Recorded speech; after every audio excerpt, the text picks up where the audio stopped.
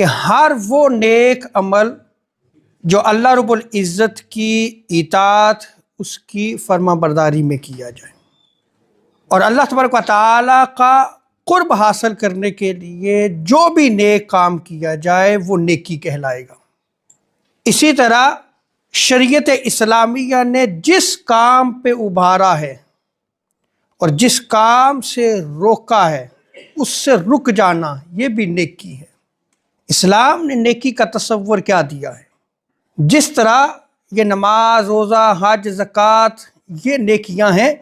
اور یہ نیک امور ہیں، ان کو بھی نیکی کہا جاتا ہے، اسی طرح حرام کاموں سے بچنا بھی نیکی ہے، اور لوگوں کے ساتھ اچھا سلوک کرنا بھی نیکی ہے، ان کے ساتھ